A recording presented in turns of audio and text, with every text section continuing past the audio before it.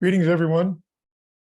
Greetings, everyone. This is Dr. Ray Lindley. I'm the Executive Director of Array Global, and it's going to be our pleasure today to bring you a workshop where we usually have guest leaders, and Dr. Jake and I are going to be leading the workshop today, and we're going to be dealing with differentiation and how we work with students individually as well as collectively, and maybe some clues for you as to how this happens. So welcome to all of you. Dr. Jake, you have words of greeting. Yeah, thank you, Dr. Ray. It's a beautiful day here in the United States, in the northern part of the United States, in a fall. I can look outside and see a lot of the leaves changing color, and it's a little bit chilly, but it's great to be inside with you all and talking about this important topic. Also, I'd like to have everyone just get into the chat and put who they are, where they're from, and how things are going. If you could take a minute to do that, that would be great, while I talk a little bit about some upcoming events in Array Global. Often I've gone over what we are and what we do, our accreditation services, our certification. You can look at that, and I encourage you to do so. One thing I wanted to talk about specifically are the academic competitions that we have going on right now. I don't know why I went there. You can have your students participate in these academic contests. They're absolutely free. The contest that we have going on right now is a writing contest, our annual Write Around the World contest. It's a personal narrative. So we want you to have the students write a true story about how they have seen courage demonstrated by another person. So we have just a few more days left until November 1st. And we already have a couple hundred entries, and we're excited to be able to read about these and help students really understand and talk about and discuss the virtue of courage. So we're excited about that in Array Global. And then also just want to let you know at the end of this workshop in the chat, as soon as Dr. Ray's done with his words of wisdom, we will put a link in the chat that you can fill out so you can get a certificate. And that certificate will be sent out at the beginning of next week, probably about Monday or Tuesday, as we finalize and prep all the certificates. So I think with that, Dr. Ray, I'll turn that back to you. It looks like we have a lot of wonderful people from Philippines, Ethiopia, Saudi Arabia, Egypt, Tanzania, Iraq. And so welcome to everyone as we talk about this important subject in just a minute. Great. And as Dr. Jake said, it's beautiful. One of the beautiful seasons here in the Northwest where we live. Dr. Jake lives in northern Idaho, and I live in Colorado. And the trees, all of the trees have turned color. We have golds and reds, and I'm confident that Dr. Mike, who is here, also has beautiful trees in his area. And I love the color of the trees. However, I don't like when they drop their leaves and we have to rake them all up. So that's both the good and the bad. And so it's great to be with you all here today. And as I said earlier, we want to talk today about differentiating instruction so that every student has the opportunity to respond or to learn in his or her own pattern. So we want to begin. I think that sometimes it's good to begin with a little humor. We want to show you a video of what we often don't really understand, but what we say differentiation is not.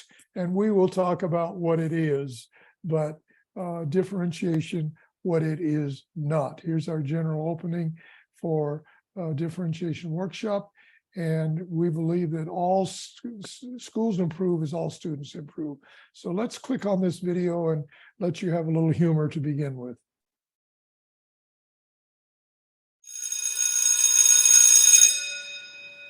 Good morning, class.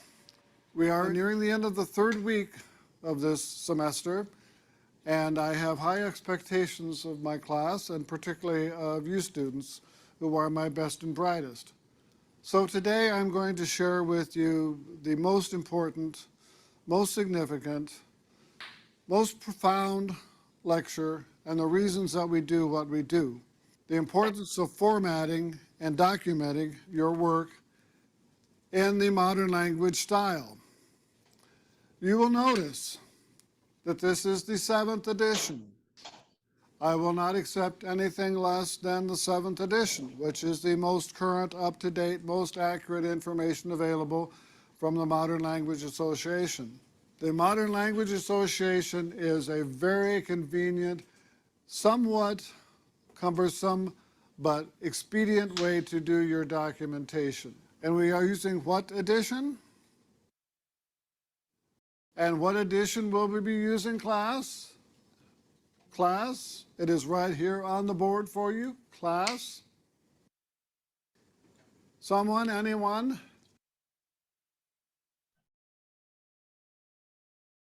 Did I hear a 7th? What is on your slide? Do you not read what it says on the slide? Class? 7th edition. The Online Writing Laboratory at Purdue has prepared this slide that is comprehensive, answers all of your questions about documentation and research. And for heaven's sake, class, do not bore me with a title that says, My English Essay. This doesn't make sense, but it is accurate. All of these are significant, but some are more significant than others, and we will point them out. Okay, I think we get the idea, and we wanted to kind of start off with maybe a startling show to say, you know, and I'm hoping that none of you ever conduct classes like that, but I can tell you that having been a principal and superintendent, Dr. Jake, Dr. Mike, who is here, we've seen this kind of teaching, and this is not differentiation. So let's look at this slide quickly, which we can define what differentiation is. Differ meaning to be different than, and differentiation is. Let me pick the one that's in the blue box on the left. Valuing and planning for diversity in heterogeneous settings. So we're going to be talking about the diversity in different settings in a little bit, but I hope that you look at this and see, okay, here's what it is. Dr. Jake, I think you were going to talk about a couple of these too. Yeah, I'm just getting some things set up. I had a few different technology issues that I'm working on. So an idea as old as effective teaching, that's what differentiation is. It's been around for years and centuries, and teachers have been utilizing it. They assess students when they come into their classroom, they figure out where they're at, and they support those who are struggling, and they challenge those who need some extra challenging. And I think that's what actually makes a lot of us excited about teaching, is because we get to work with each individual student and help them meet their individual needs. And I fully realize that, especially at the beginning of a year, and we're facing a classroom of students, most of whom we have never seen before. And we tend to think, okay, here's a group of students and here's something we'll do together. But I think one of the responsibilities of good teachers right away is to find out the individual differences of the students who are served, and the lesson itself is a means to help each student. But we don't dare see the kind of thing that we just saw in the video a little bit ago, where we just kind of go ahead as if everybody understands and is agreeing with us. Now, but the next one is what differentiation is not. And I think that's important for us to understand, that we know what differentiation is, but sometimes we think creatively, or we think creatively, and we miss what differentiation is not. And I think we're going to go to the next slide here, Dr. Jake. You should be able to see it. I'm not seeing it. Oh, hold on.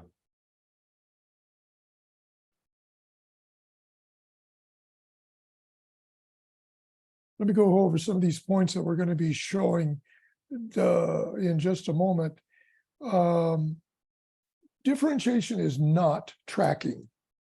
And by tracking, we mean, we put students in kind of tracks, saying, well, you know the advanced students, and you're going to be the middle level students, and you're going to be the slower level students. And so we're going to teach the lesson basically to your track. It's not dumbing down the curriculum. And I'm sorry that we're not showing this slide right now. Are you all seeing it? Hold on. Differentiation is not.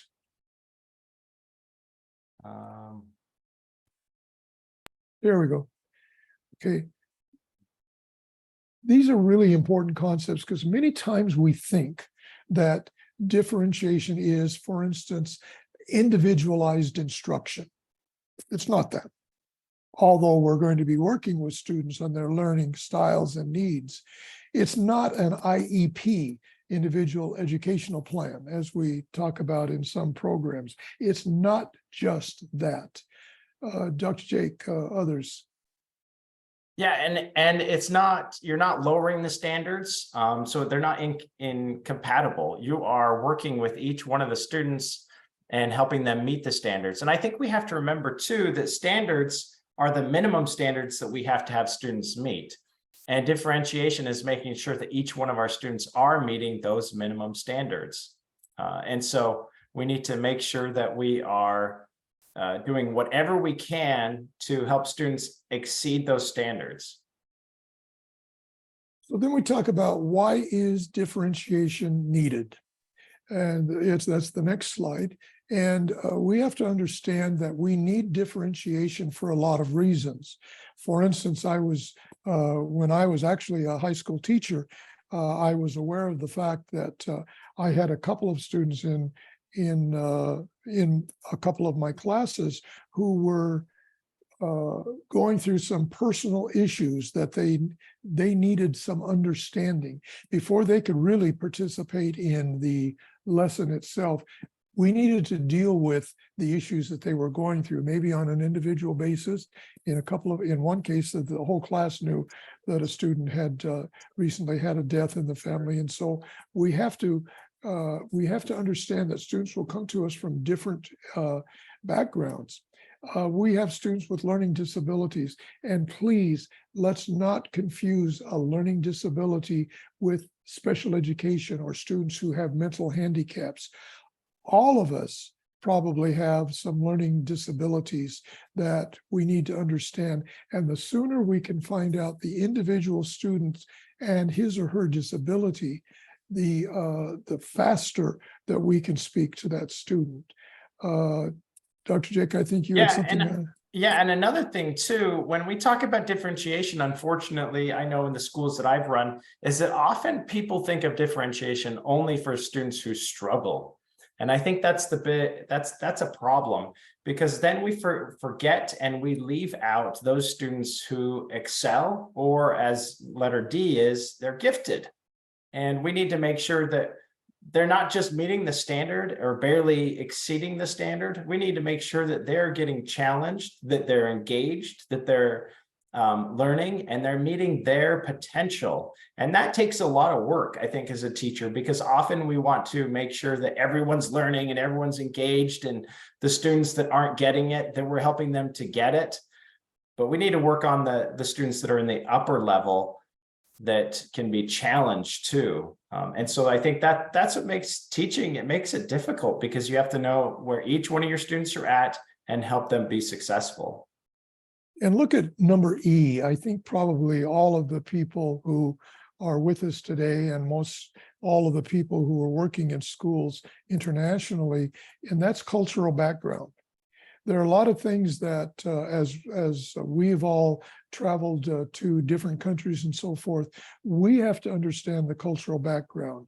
And I think, as you might guess, if we were to go to many of our schools in the Middle East, we have to be very careful to understand and accept their background. I was in a school in the northern part of Saudi Arabia a couple of years ago, and there was a student in there from India who was not Muslim, but the teacher had to understand that this student might have to hear things or maybe be presented things with the cultural background. Economics, not all students come to school with a full stomach. Many of them come from homes and the parents have sacrificed as much as they can to get their children into the school. So that's why and these are just a list. Would you put in the chat room, is there any other area where you think we need differentiation? We've listed some: learning disabilities, ADD, autism, gifted, cultural background. Anybody have any further ideas on things that need to be considered when we're talking about differentiation? Yeah, it looks like Dr. Ray, there's a few different comments in there. Someone wrote me some direct messages too. But even students with learning style or issues, someone with glasses, they may need to sit up at the front of the classroom. Those with diabetes, I mean, these are all more physical impairments, but they're also things that we have to be aware of as teachers. Dr. Jake, for some reason, my chat icon is not showing. I'm not able to open the chat room. Uh-oh. Well, I know Mr. Tony Crawford writes, consider preferred learning styles. Yeah, someone might learn really well one way, and that's how you're teaching it, but they could learn even more by using a preferred learning style. Yeah. And we're gonna kind of get to some of the thinking styles that students have too. Right. Yeah, exactly. And that's in our program, we're going to be talking today about learning styles. So then we look at, why is differentiation needed? Learning disabilities, ADD, autism. Okay. So if we look at why it's needed, some students find learning too hard. Now, my guess is in that video that we saw, I don't think any of the students, at least on the short clip that we had, they didn't seem to be having a problem with what was going on. It wasn't too hard. They were bored because it was too easy. They could, come on, you know, we know which edition we're using, and why would you drill us on that? Why is that important? In either case, if the lesson is not challenging or at a level according to each student's need, they become detached. And one of the things in looking at differentiation that we have to really be aware of and concentrate on is if students become detached. We can see it in their eyes, we can see it in their posture, we can see it in their asking or not asking questions, we can see it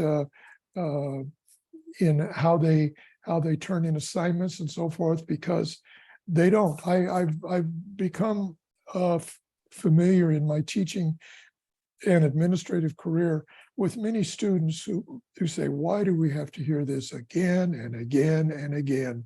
Because the teacher is teaching to the masses rather than trying to figure out why it's important. So we have to watch when students become detached. And one of the ways.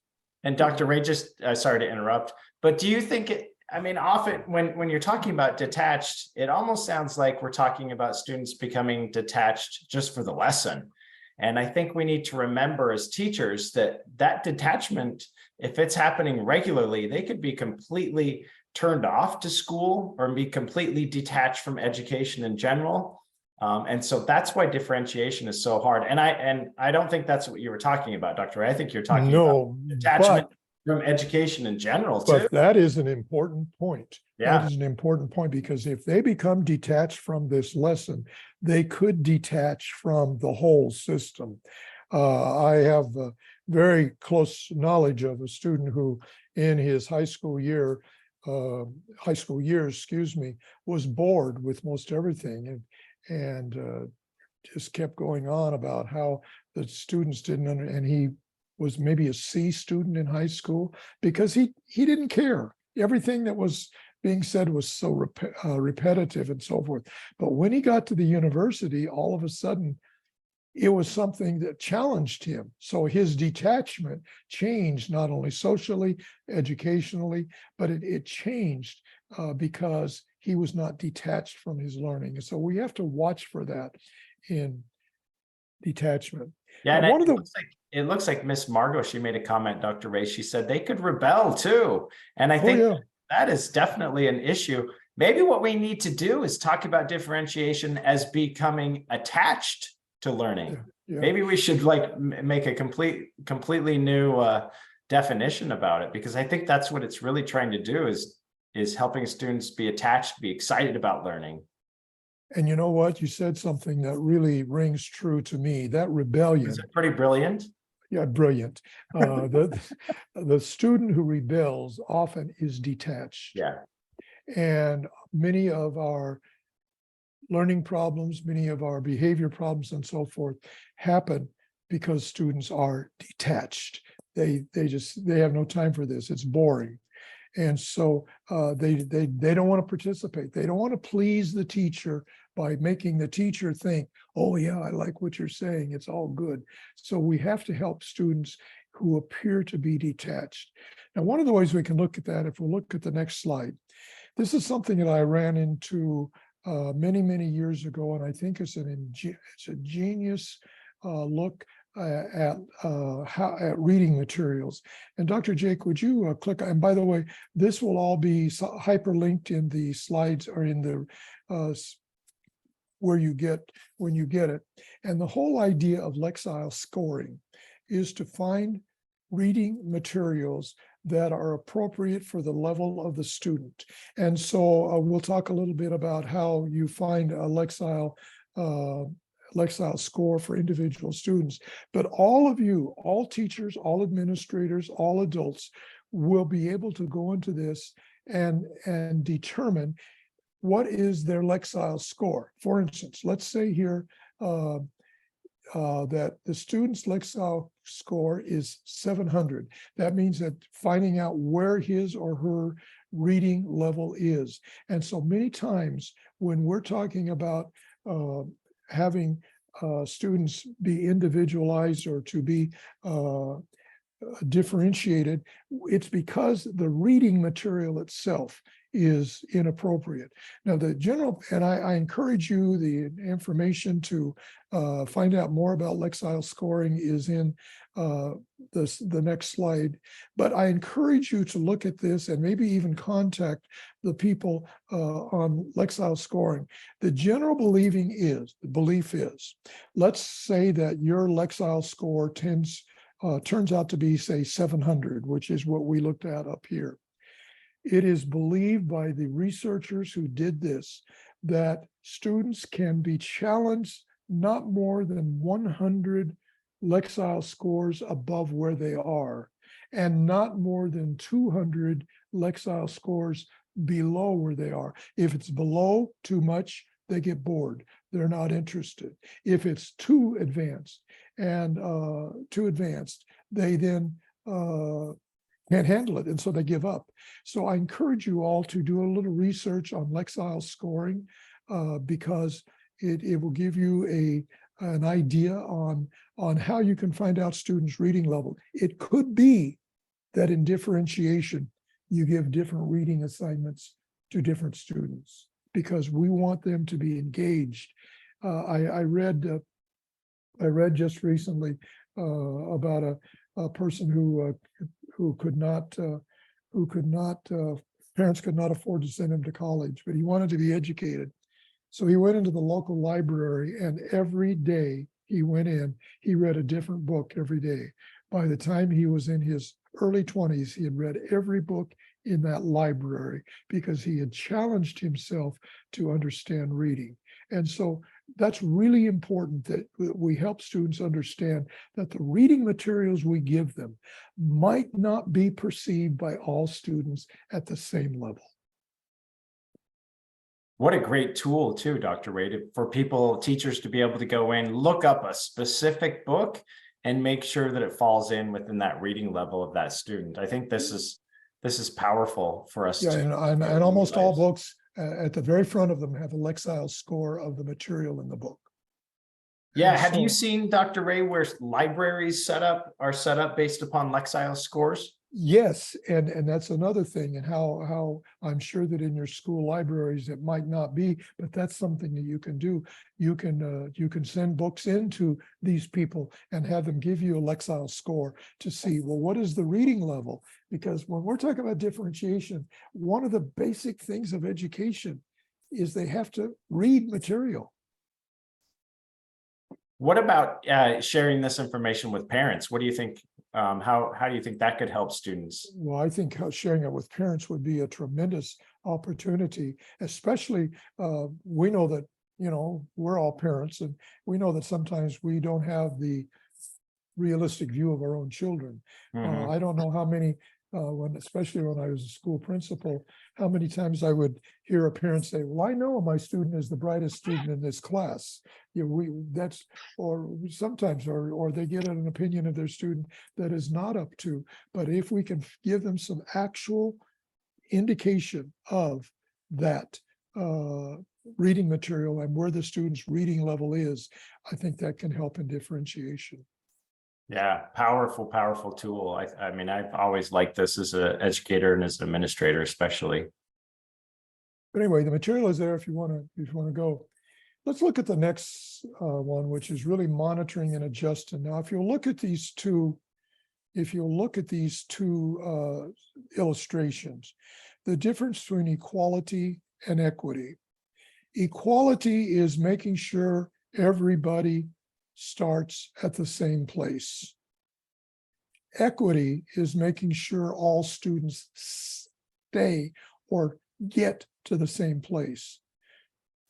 We want in our students to be able to talk about opportunities, the opportunities to grow. Look at the illustration to the left, where it shows all students are starting at the same place, but some will achieve higher, some will achieve not so very high, and some will achieve very poorly.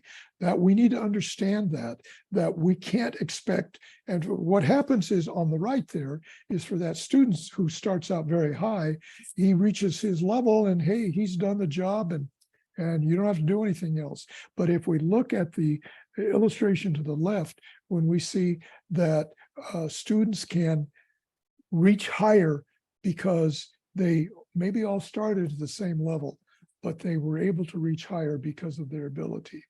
So, Dr. Ray, do you think that all of us have had to have some kind of differentiation growing up and some kind of adjustment in different lessons or things that we're learning about?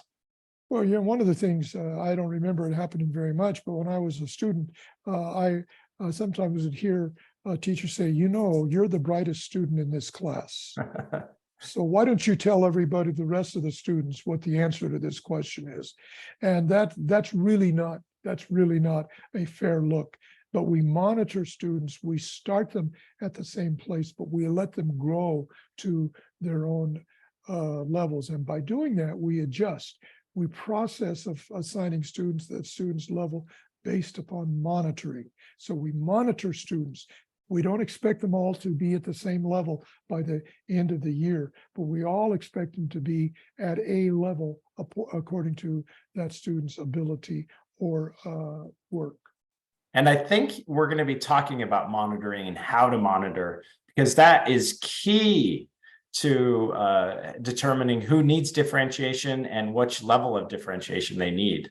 Mm-hmm. So, nice slide here. I like this one. Rate and level. Look at the illustration here. The bright students going with these steed horses and so forth, versus the gifted students who are racing probably on Jaguars or something like that. But rate is pacing, level is adjusting.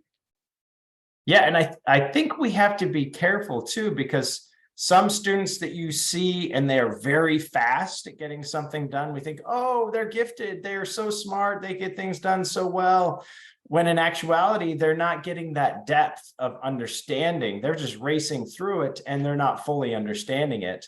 And so we need to make sure that we go back and we adjust. And some students just need extra time to fully understand a concept. And others, they do need that increase of rigor to really challenge them, but we have to make sure that there's a balance, that they're not rushing through it, that they're actually getting a full understanding of that content too. And I fully realize that what we're throwing out today is a big responsibility for teachers, but we have to look at students. Even though we have a classroom full of students, we have to do everything we can to look at each student individually and find out what it is. And we'll talk about how we do that in just a little bit. Now, here's some terms we need to understand. First of all, monitoring. A teacher's responsibility is to monitor, to know what is happening in each student level.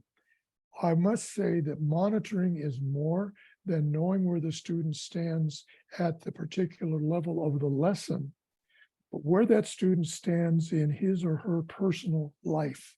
Because knowing that we can monitor a student's assignments or work or whatever with awareness of the fact that this student has other things going on in life, that's part of monitoring, and we have to be aware of this, and we can't ignore that with our students. And then when we talk about adjusting, we've talked about that a little bit already, where we adjust some of the content so students can understand it before moving on to the next level. Yeah, and adjusting is probably a big word for teachers, because we have to adjust.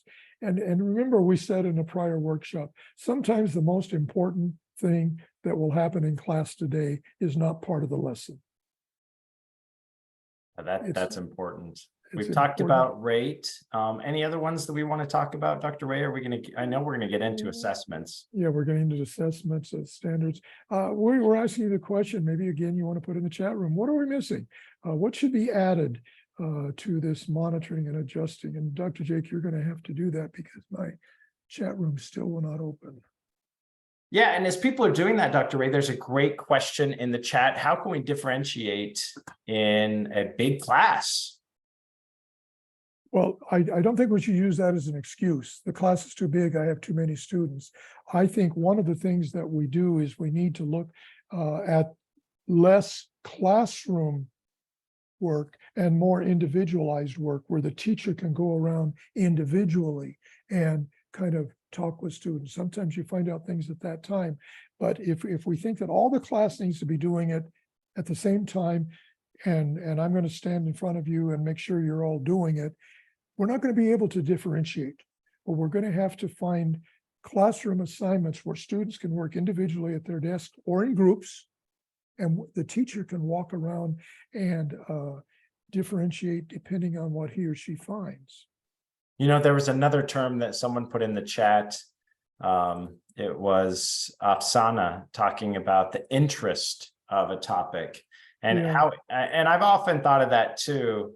If a student is really interested in a topic, they're going to be much more engaged, and they're going to be, you know, just working really hard to be really interested. For an example, I've had a lot of kindergartners, first graders, typically boys, that are really interested in learning about dinosaurs, but other topics they're just not interested in at all. They don't want to really, but they're so into it that you know, we can provide some additional opportunities for them to learn. So that part's kind of interesting. And believe it or not, and by the way, we're going to be talking a little bit more about interest in just a little bit, but you know, I'm sure that when we're talking about dinosaurs, boy, there must be some written material somewhere on dinosaurs. And so we help the student find that. If we need to help, maybe have the student go to the library and talk with the librarian if there is one, and say, hey, I'd like some reading material on dinosaurs, if that's what the interest is. Athletics, that's another one. There are different things that students will become interested in seeing. They will become more interested, but they're learning to read, but they're reading about dinosaurs. And Dr. Ray, do you think we should be looking for things that students are interested in? If we don't look for it, they're going to find an interest outside of class.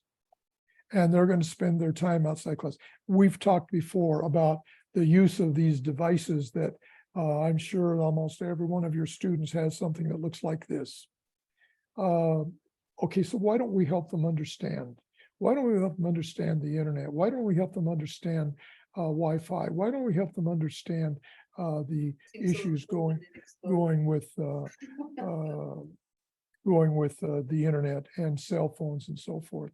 It's interesting to me that I saw on Facebook the other day some photos of things that we don't see anymore, like the old telephone where you hang up the receiver, or the student who picks up and he's on a party line and he's somebody else talking. And these are old things.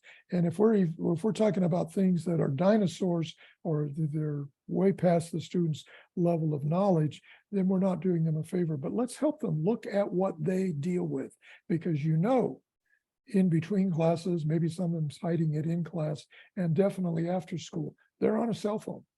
And that's the life they live. Are you saying, Dr. Ray, that it might be easier to differentiate using technology? Oh my, that's the Yeah. world they live in. Yeah. That when they're out of school, they're Yeah. on technology.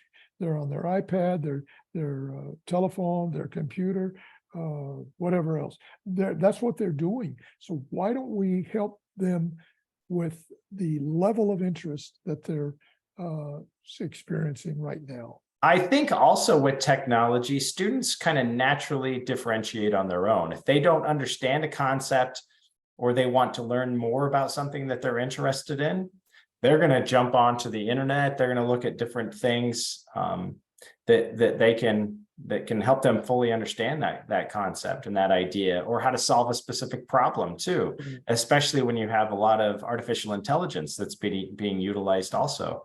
You throwing it into ChatGPT, fully understanding it, and then be able to process it and do it on their own. It's a changing world out there right now. And I think also we should have to remember that teachers can be utilizing these different tools also to come up with different lessons and activities that can provide differentiation for all of our students.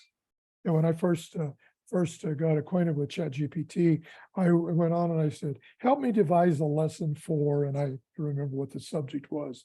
And boy, within a minute, boom, boom, boom, boom, boom. So we can use those things to our advantage. Let's not be afraid of technology, I guess, is what we're saying, but let's use it to our advantage. Because it's here and we can't change it. We can't change it. Yeah. Let's move on to learning styles and how they work on learning. Again, here is another hyperlink for you. Dr. Anthony Gregoric is not the only one, but here's one that I've studied a lot about Anthony Gregoric on finding his learning styles. I think one of the ways that we can help differentiation is we have to know that people learn differently, different learning styles. And this is hyperlinked in your workshop, and you'll be able to look in, but he shows how we can understand perceptual quality, ordering ability, and so forth. We can help understand those. And then the next slide, and this would be something that you can do yourselves, because I believe that a lot of times what we don't understand is that we as teachers, excuse me, Jake, would you go back? Yeah. Oh, okay. Go back. Yeah, I'm sorry. You said slide, so I thought maybe. Yeah, I'm sorry. We as teachers have a learning style, and we tend to teach in our learning style. For instance, if you're very concrete sequential, you can see here, the learner likes order, logical sequence, following directions. These are different learning styles, and we will tend to teach what we're comfortable with. And so we need to understand. So now the next slide, Dr. Jake. Oh, yeah, let me slide back into here. And yeah. Now here's one thing you can do. And you as teachers, administrators can do this. This is a very simple, it's not perfect science, but it gives you an idea. For instance, you can print this out and do it yourself. Read each set of words and mark the two within each level that best describes you. And then under number one, you have imaginative, investigative, realistic, and analytical. You would circle those two that you think best describes you. You go through this whole list of questions there. And then the next slide is where you can transfer that information. For instance, in question number 1, circle the letter of the words you chose. So if you chose C, realistic, and D, analytical, you would circle those 2 letters, and you do this for all 15 questions. And then you total them at the bottom, and then over to the left here, you then put the number 1, Roman numeral 1, what's your score, and where your high scores are, that is the learning style which best suits to you. Now, I think probably in high school students, you could use this same instrument. I would think with middle school, elementary school, it might not be as helpful to you. But if you want to find out how you can differentiate, let's find out, first of all, how we learn. I can tell you that when I first took this, and I think I've changed a lot since then, but I came out very high in concrete sequential and abstract sequential. I have to, that's my learning style. I have to see things in order. And Dr. Jake will tell you when we go through work and so forth, they say, well, this, and almost every phone call, I say, okay, now we've done this. Now what's next? And what do we, and so that's me. And yet some people, they don't identify with that as much. But first of all, find out your learning style. And Anthony Regard, 2 or 3 slides back, this is all devised by him. As I said, it's not pure science, but it's an indicator. Don't say that this is. But when we find out that our students will learn, for instance, if you have students, if you find out that they're very much concrete sequential, and you don't have to give them that title, but you say, boy, this student really wants to know boom, boom, boom, boom in order. And then you look at another student and says he's abstract random, picking up material here and here and here and here and here, and there doesn't seem to be any sequence in it. That's helpful for you as a teacher. So if we want to differentiate, we have to understand what kind of learners they are. And sometime a little bit ago, somebody written in the chat room something about some kind of weekly meetings with your class to talk about these kinds of things. And if nothing else, you can summarize this very much without giving the exam to your students, but you can say, we know, I as your teacher know that some students in here are very much in order. You want to hear 1, 2, 3, 4. I know some students in here are more of the abstract, that you want to hear things kind of a distance away, but it's sequential or it's random. Or it's, and so you can explain to your students, and without even giving them this little quiz, you can say, what do you think you are? But if you want to know what they mean, go back to the slide just a couple of slides ago, and you can define in there what that is and have the students. So there's the exam, and then there's the thing. And if you have any questions about this, feel free to contact either Dr. Jake or me, and we can help you work through this. But this is a tremendous tool. Again, I will say it's not the most scientific tool out there. It's not 100% accurate, but it's where you are at that point in time, and it helps you understand how you learn, and you can help your students understand how they learn. So that's differentiation. Then we look at. And I like this, Dr. Ray. You've done this in a couple different workshops, and you actually came and did it for my school district. So we did a lot of different teachers, and this really helped them understand some of the different learning styles and some of the ways that they could differentiate and support their students based upon what the different learning styles are, especially when they could figure out, hey, the majority of this class are very concrete sequential. And as you teachers get into this and you understand it's really not that difficult, especially after you assess yourself and you figure out where you're at, you'll say, yeah, I am kind of abstract sequential or abstract random or concrete random or whatever. and then you start assessing your students too. A lot of this will come to light in how to best support them. Even especially, I know there's some comments in the chat box right now about big classes. This would help you be able to focus on and target, especially the majority of your students. Yeah, and Jehudi, I hope I'm saying that name correctly, just said, asking students what they think their learning style is. Yeah. Wow. Can you believe how much students will maybe perk up on an interest? For instance, if I'm teaching a class of students, I've already told you, I'm probably more concrete sequential and maybe abstract sequential than the other two. I'm not so random, okay? If I tell you that, you know that my presentation to you is going to be more concrete sequential because you understand where I'm coming from. But I also would want you to understand that not everybody is going to see things in the same way that I do. And I have to give the gamut of explanations to help these students. And so sometimes just asking students, okay, you say you're abstract random. What does that mean to you? What do you mean when you say you learn in an abstract? So you'll be surprised how when we're talking about differentiation of students, they will all of a sudden say, wow, he or she does care about how I learn. It's not just standing in front of the class and saying and waxing eloquently and say, students, you understand, we all understand this. Now, what version are we using? Students, it's written on the board. What version are we using? You know, he's lost all of his students already. So is that where we watched that video at the very beginning? Yes, that's, yeah. You remember he wanted to know what edition were they using? What students, it's written on the board. Nobody responded. Yep. And I'm sure that this is all somewhat of a drama. I hope no teacher teaches that poorly, but it's showing an example of not paying attention. And I have to tell you, my personal belief is if you don't get anything else out of this differentiation workshop today, memorize these slides and use them on the ones on Anthony Gregoric.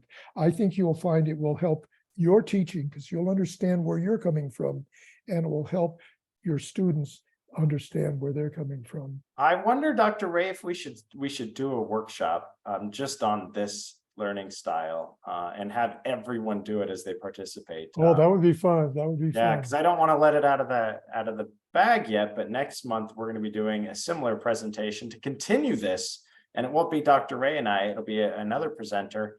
But this is how important differentiation is. So maybe we could actually start out so people can practice this, or we can hear from people and hear what they assessed. Yep. So we're just going to go over this a little bit more, and our time is going away fast. The next slide talks about perceptual quality. It is what it is. You know, sometimes we have to understand that perception, it is what it is. But in the abstracts, it is not always what it seems. We look beyond that, and you can read these later. The ordering ability. Is it sequential? Allows your mind to organize in a linear, step-by-step manner, or random, lets your mind organize information in chunks and in no particular order. When you use this ability, you may often be able to skip steps in a procedure. And that's sometimes where we lose students, because they can get to the end and get the understanding without going through all the steps. We have to make sure they get the understanding. You say, yeah, I know that. We have to make sure they really do get it. But sometimes the random learning student will be able to get things in a particular, without a particular order of things. And then the same question is, what is differentiation? And here are the 4 categories that we just talked about. Concrete, sequential, and they're described earlier in one of the slides, and you'll have access to all of this. They're abstract sequential, concrete random, and abstract random. So that's important to pick up this. As I said, if you don't get anything else out of this workshop today, I hope that you take a real attention to this whole area of how we learn. But then we have to move along, and we have to talk about how students differ. And we said a little bit ago, somebody about what the student's interested in. I said, hey, it's coming later. But first, students differ in readiness level. Not all students who come into the class are at the same readiness level. That's why we at Array Global concentrate so much on scope and sequence, because if we talk about a readiness level in the fourth grade classroom, we can't assume that all students in that fourth grade classroom are at the same readiness level. Some will be above and some will be below. So students will differ, and we as teachers have to be ready to challenge that student who's above and to help boost the student who's below. I think it would be Another- kind of boring as a teacher, don't you think, Dr. Ray, if everyone came in at the same readiness level? Well, I That's don't know. not how It'd be we boring. are. It'd certainly be challenging because the Yeah. students will probably know more than you do, and then we can Right, right. Or if they came in and they all had the same interests. Yeah, the different interests, and we talked about this is a little bit ago. Students have different interest levels. I was telling Dr. Jake yesterday when I was doing my undergraduate work and I was taking a course in teaching reading. I'll never forget there was this one magazine article that I read that said the name of the article was "Some Start with Comics." What? Some students start reading by reading comic books. That's their interest. In Dr. Jake's illustration, some students will differ in interest because of they're interested in dinosaurs. We have to find out and we have to help those students. And that's where we can help them resource. Going back to Lexile scoring, we can help them find material that is of their interest. And whether they're reading about dinosaurs or athletics or homemaking or computers or chat GPT or whatever, the important thing is they're reading things at their level of interest. And finally, they can differ in how they process information. Not all students will process in the same way, and we have to help them understand that. Probably not even how they process, they differ in how they process, but also in the timing. Sometimes students, it takes them a little bit longer. Some of them can pick things up right away. And it could be from different topic to topic for students too. Right, and timing could be very important to help them understand that. Now, we left this slide in. It's one I truly believe in, and one of the ways that we have to really understand differentiation is how we assess students. And here's a list of a whole bunch of ways. We tend to think we assess students by giving them a quiz and seeing if they picked up the information. But look at all of these things that students can use, or we can use as teachers to help students demonstrate where they are.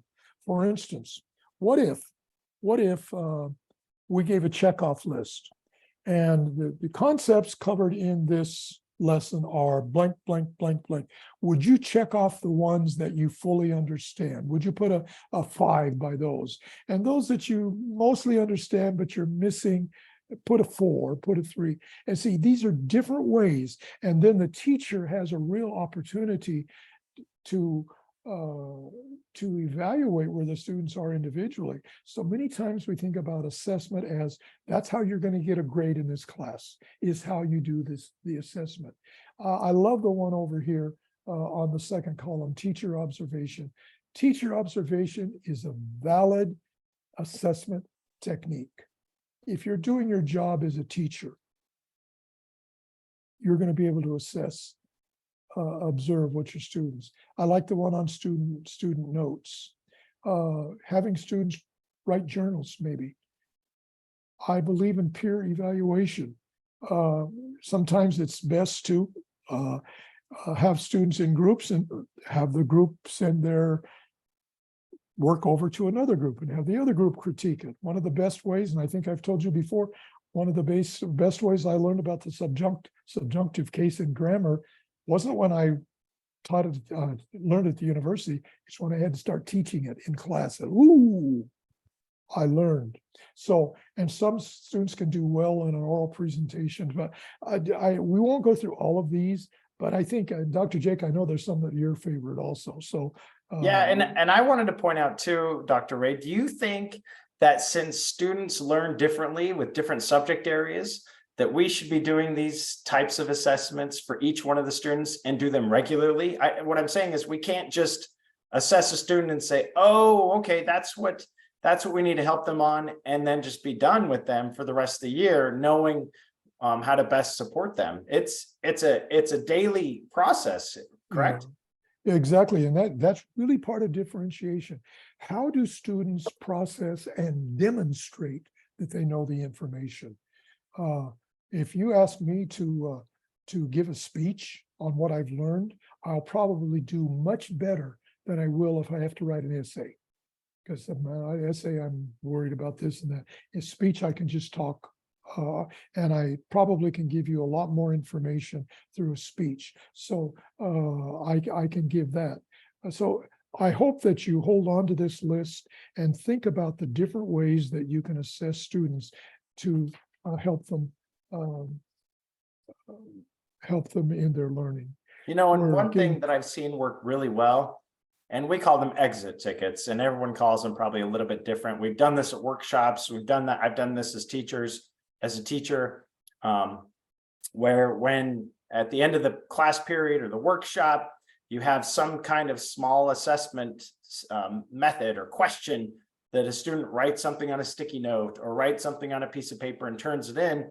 And as a teacher, you can quickly go through and see if everyone understood it. And that's a good way to be able to assess if the students had full understanding, or if you need to do some kind of differentiation for those individual students that didn't quite get it. So we must move. We have just only like 2 minutes left in the hour. We'll leave some time for questions here in a moment. Again, this might be something that you might want to, with some of these other materials, use in your staff. Learning styles, there's the visual, spatial, the bodily, kinesthetic, musical. I've said this before many times, at least here in the US, we first teach the alphabet by a song, A, B, C, D, E, F, G, H, I, J, K. You know, it's a song, it's musical. We're bodily, the linguistic, logical, so here are different kinds of learning styles that, and frankly, you can try all of these on your whole class and see how they respond. Some will respond more to one way than the other. Then finally, teachers differentiate through content, process, product, and environment. And again, think about these: content, information and ideas; process, how students take in and make sense of content; product, how students show they know; and environment, the climate and culture of the classroom. So we've come up with the same slide again that we showed earlier, that it shows differentiation is old and what it is and what it is not. So students who benefit most from differentiation, next slide, students with disabilities, second language learners, bright and gifted students, struggling students. So we know there are other categories. But the final one, and we close with this: differentiation involves monitoring and adjusting the rate and the level to a standard depth and breadth. So Dr. Jake, I know. Yeah, I think that kind of wraps it up, Dr. Ray. I know we're getting close to the end, but I like the highlighted points that we had there: the monitoring, the adjusting, the rate, and the level. And I think we talked about all of those today. And so it's an exciting time to be part of education, as we have so many tools at our disposal, so many great support mechanisms and people in place at most schools. And I think as a teacher, it's so important for us to continue to try to improve and grow and develop. And this is one area, as a teacher, I know is something that I've always wanted to continue to improve on, because it is such a challenge, and it's always moving. Yeah, I challenge us all never to use the excuse of this: I have such a large class, I can't. We need to, hopefully we've given you some tools and ideas today where hopefully you can say, but I can do this. I can't do everything, but I can do this. So I think we open it to questions now, but before we do, I just want to give you one final thought, my words of wisdom for the day. I really believe in this. And I think as we work with students, we need to remember that our students might forget what we say, but they will never forget how we made them feel. They might forget what we say, but they'll never forget how we made them feel. So put that in your bag of tricks and remember that as you face your class. I think we have a time for a couple of questions if you want. We to raise do, your and I'm hand going and- to post the link here in just a few minutes. We have some time for questions, and I need to make sure that we have the, I want to make sure that I have the PowerPoint included. Once you fill out the form, you will get an automatic link for the PowerPoint, and that I know a lot of people want to have that, so that's important. So any questions?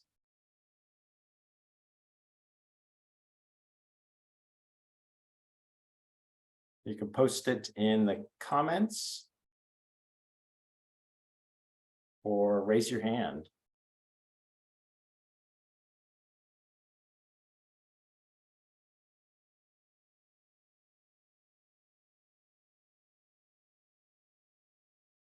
Okay.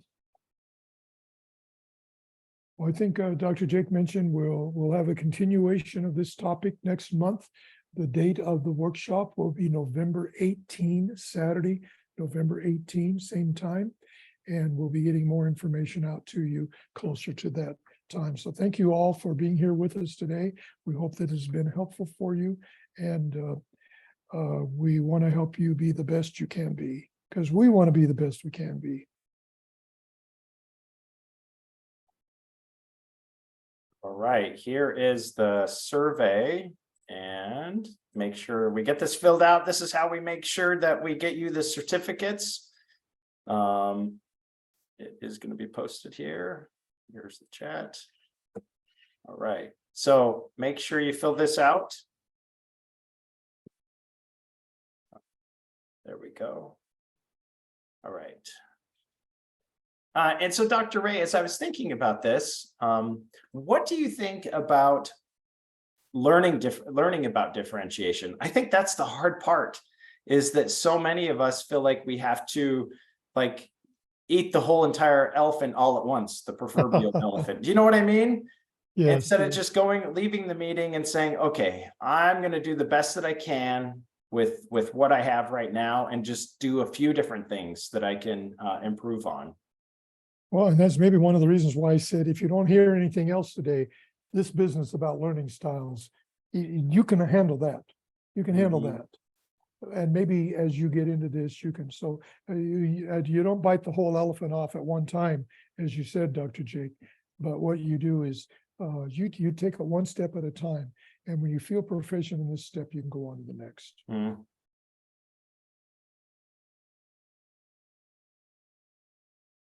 Well, that is weird that it says that it's not working. Okay, it should be working now, so for sure. I just tried it again.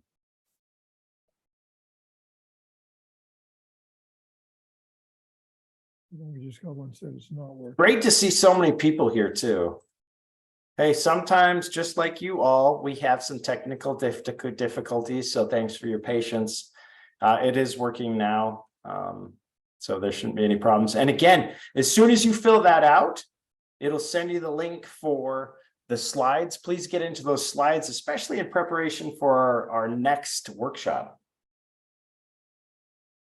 And Dr. Ray, one question actually on Facebook is a question. It's a good question. How can we differentiate when we have so much curriculum to go over? Yeah, that is true. And I think Yeah. sometimes we have to make some decisions on importance. If, for instance, I've often said that teaching spelling, for instance, by itself could be Yeah. a task unless we consider it part of the whole writing process. So let's concentrate on the big picture, and then the individual parts can come in. And I agree, especially with Common Core standards and the different standards and so forth. It's easy to say there's so much. How can we do it all? We have to compartmentalize it and put it down in smaller chunks with the idea we're going to get to the whole by doing it piece by piece. Yeah, I think that's also part. You don't want to get overwhelmed with so much that you have to go over, but you want to differentiate from lesson to lesson and make the adjustments and modifications for individuals, and sometimes even for your entire class, and just be flexible in that regard. It is a work of art to be able to do it and do it well. Yeah, I was in an elementary school, K through 6, in Saudi Arabia 2, 3, 4 years ago. And they employed a program called the Leader in Me. And the students learned the leadership concepts. And in some cases, the student was responsible for delivering the lesson to the rest of the students. The teacher was standing right there, but to help with anything, I thought, wow, this student, number one, had to learn it himself, but then had to learn how to impart this information to others. There's just a bunch of little tricks like that that I think you can find. Yeah, and again, I think just to reemphasize that, do a few things just to start out with, get it embedded into your daily practices and just natural interactions with your students, and try something new every week, every other week, every month, so it becomes so natural that differentiation is just part of what goes on in your classroom. So natural.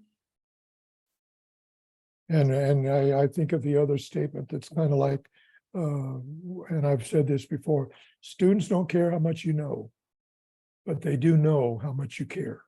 And if you show them that you care, that's going to go a long ways. Okay, I think. Here's another question from Iman. How do you know if the differentiated instruction is effective for students? Student performance, student satisfaction. Those two come to my mind just like that. Yeah, especially those assessments. Those are going to be powerful. But I'm glad that you mentioned student satisfaction. If students are excited and they're happy to be in the classroom, then you know you're doing something right with the learning. They're feeling confident because they're being successful, and they're enjoying coming to school and learning and growing. And it's not just to get a grade or to finish the unit out. It's because they're genuinely excited about learning because of the content. They find it rewarding. They find it special. They find it beautiful. Okay. All right. A lot of people have already filled out the survey, so we will see everyone next month. Thank you for participating, and please let us know if there are any questions or if we can help your school out in any way. Great. Have a great evening, everyone, or day, or whatever time of the day it is for you, afternoon or evening, and we'll see you again very soon.